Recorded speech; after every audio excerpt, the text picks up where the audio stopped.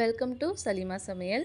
இஃப்தார் ஸ்பெஷலில் இன்றைக்கி நம்மளோட சலீமா சமையல் சேனலில் ரசமலாய் சூப்பராக வீட்டில் எப்படி செய்கிறதுன்னு பார்க்க போகிறோம். இந்த ரசமலாய் வீடியோவை பார்க்குறதுக்கு முன்னாடி நம்மளுடைய சலீமா சமையல் சேனலை சப்ஸ்கிரைப் பண்ணாதவங்க சப்ஸ்கிரைப் பண்ணிடுங்க.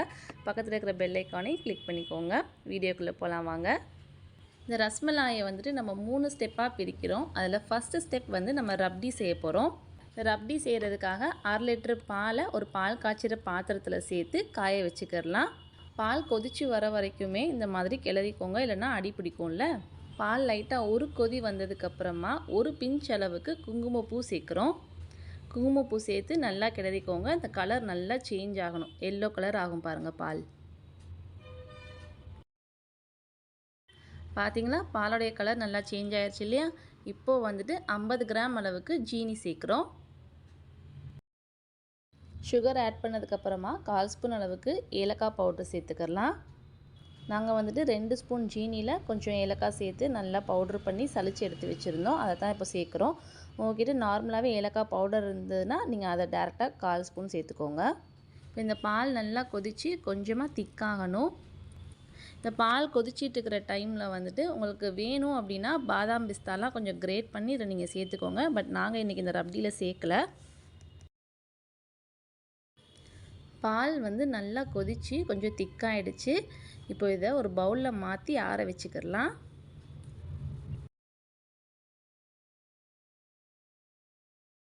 செகண்ட் ஸ்டெப் நம்ம இப்போ ரசமலாய் செய்ய போகிறோம். ஸோ அதுக்காக 1 லிட்டர் அளவுக்கு பால் எடுத்துருக்குறோம். 1 லிட்டர் பாலை காய்ச்ச போகிறோம்.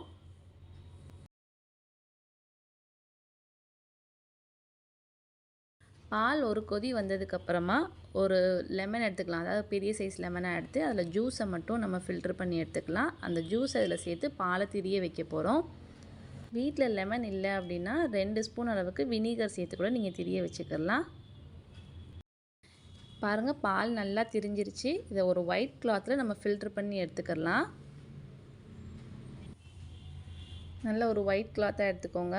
அதில் திரிஞ்ச பாலை இதில் நம்ம ஃபில்ட்ரு பண்ணுறோம். நான் கமர்ஷியல் ஏரியாவில் இருக்கேன். ஸோ அதனால் வெஹிக்கிள்ஸ் எப்போவுமே போயிட்டே இருக்கும். அதனால் இந்த வண்டி ஹாரன் சவுண்டு, வண்டி போகிற சவுண்டு இதெல்லாம் கேட்டுகிட்டே இருக்குது பேக்ரவுண்டில். கொஞ்சம் அட்ஜஸ்ட் பண்ணிக்கோங்க, சாரி. தெரிஞ்ச பாலை ஃபில்ட்ரு பண்ணதுக்கப்புறமா நார்மல் வாட்ரு வச்சு இது நல்லா அலசிக்கிடலாம். ஏன்னா நம்ம லெமன் ஜூஸ் சேர்த்தோம்ல, அதனால் ஒரு புளிப்புத்தன்மை இதில் இருக்கும். அதனால் நிறைய தண்ணி சேர்த்து நல்லா அலசிக்கோங்க. இதை நல்லா இறுக்கி பிழிஞ்சிக்கலாம். அந்த எக்ஸ்ட்ரா வாட்ருலாம் இருக்குல்ல, அது எல்லாமே வடிகிற அளவுக்கு நல்லா இறுக்கி பிழிஞ்சிக்கலாம். முடிஞ்சால் ஒரு கொடியில் கட்டி தொங்க விட்டுருங்க. அந்த தண்ணியெல்லாம் வடிஞ்சிரும். அப்படி இல்லைன்னா இது மேலே ஒரு வெயிட்டை வச்சு அந்த தண்ணியை ஃபுல்லாக, எக்ஸ்ட்ரா இருக்கிற தண்ணி ஃபுல்லாக வடிக்கிற அளவுக்கு வச்சுருங்க.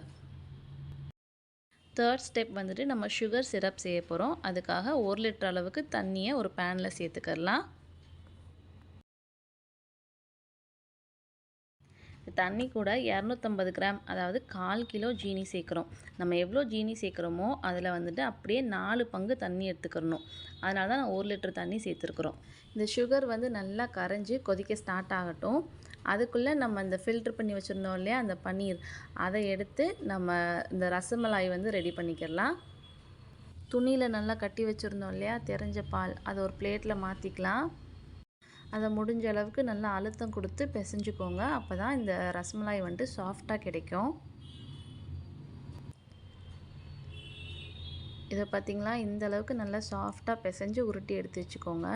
இதை நம்ம குட்டி குட்டி பாலாக உருட்டி அதை நல்லா உள்ளங்கையில் வச்சு இந்த வடை தட்டுவோம்ல, அந்த மாதிரி ஒரு ப்ரெஸ் பண்ணிடணும். அதாவது பாலாக உருட்டினதுக்கப்புறமா சென்டரில் வச்சு ஒரு ப்ரெஸ் பண்ணிக்கிட்டிங்க அப்படின்னா இந்த மாதிரி ரசமலாய் ஷேப் வந்துடும்.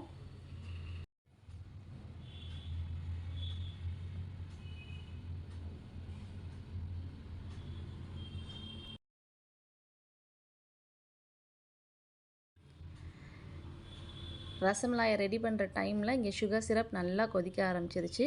இது கொதித்த உடனே நம்ம ரெடி பண்ணி வச்சுருக்கிற ரசமலாயை ஒன்றா இதில் சேர்த்துடலாம். சுகர் சிரப் கொதிக்கிற வரைக்கும் தான் ஹை ஃப்ளேமில் அடுப்பை வச்சுக்கிறணும். ஒன்ஸ் இது நல்லா கொதித்து நம்ம ரசமலாய் சேர்த்ததுக்கப்புறமா அடுப்பை லோ ஃப்ளேமில் வச்சு 20 நிமிஷத்துக்கு ஒரு லிட்டு போட்டு கவர் பண்ணி கொதிக்க வச்சுக்கிறலாம். ஃபஸ்ட்டு 10 மினிட்ஸுக்கு ஒரு சைட் நல்லா கொதிக்கட்டும். அதுக்கப்புறமா லெட் ஓப்பன் பண்ணிவிட்டு இதை நல்லா திருப்பி விட்டுட்டு இன்னொரு 10 மினிட்ஸுக்கு கொதிக்க விட்டுக்கலாம். இப்போ பாருங்களேன், நம்ம ரசமலாய் வந்து சேர்க்கும்பொழுது சின்ன சின்னதாக இருந்தது. அது இந்த சுகர் சிரப்பில் 20 மினிட்ஸ் நல்லா கொதிச்சதுக்கப்புறமா எவ்வளோ நல்லா பெருசாக வந்துருச்சுன்னு பாருங்களேன். ஒரு பவுலில் இந்த ரசமலாயெல்லாம் முங்குற அளவுக்கு தண்ணி சேர்த்து அதை ஃப்ரிட்ஜில் வச்சு கொஞ்சம் சில் பண்ணி எடுத்துக்கோங்க. அப்படி இல்லைன்னா கொஞ்சம் ஐஸ் க்யூப் சேர்த்து இந்த வாட்டரை வந்து ஜில் பண்ணி வச்சுக்கோங்க. 20 மினிட்ஸ்க்கு அப்புறமா சுகர் சிரப்லேருந்து இந்த ரசமலாயை எடுத்து நம்ம சில் பண்ணி வச்சுருந்தோம் இல்லையா, அந்த தண்ணியில் சேர்த்து ஒரு 10 நிமிஷத்துக்கு அப்படியே விட்டுறலாம். 10 மினிட்ஸ்க்கு அப்புறம் இந்த ஐஸ் வாட்டர்லேருந்து ரசமலாயை எடுத்து தண்ணியை நல்லா பிழிஞ்சு விட்டுருங்க. உள்ளங்கையில் வச்சு நல்லா ப்ரெஸ் பண்ணிங்கன்னா அந்த தண்ணி கொஞ்சம் வந்துடும்.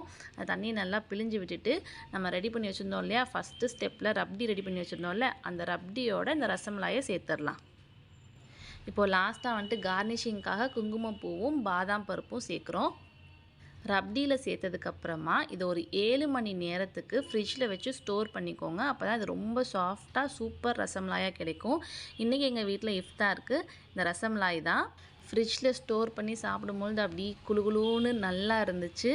ஸோ கண்டிப்பாக இந்த ரெசிபியை நீங்கள் ட்ரை பண்ணி பாருங்கள். எப்படி இருந்துச்சுன்னு கமெண்ட்டில் சொல்லுங்கள். உங்களுக்கு இந்த வீடியோ பிடிச்சிருந்ததுன்னா உங்களுடைய ஃப்ரெண்ட்ஸ் அண்ட் ஃபேமிலிக்கு ஷேர் பண்ணுங்கள், சப்போர்ட் பண்ணுங்கள். நீங்களும் சப்ஸ்கிரைப் பண்ணுங்கள். எங்களை மாதிரி வளர்ந்து வர யூடியூபர்ஸ்க்கு நீங்கள் சப்ஸ்கிரைப் பண்ணும்பொழுது அது ஒரு மோட்டிவேஷனாக இருக்கும். ஸோ நிறைய வீடியோஸ் அப்லோட் பண்ணுறதுக்கு அது எங்களுக்கு என்கரேஜிங்காக இருக்கும். தேங்க்யூ ஃபார் வாட்சிங்.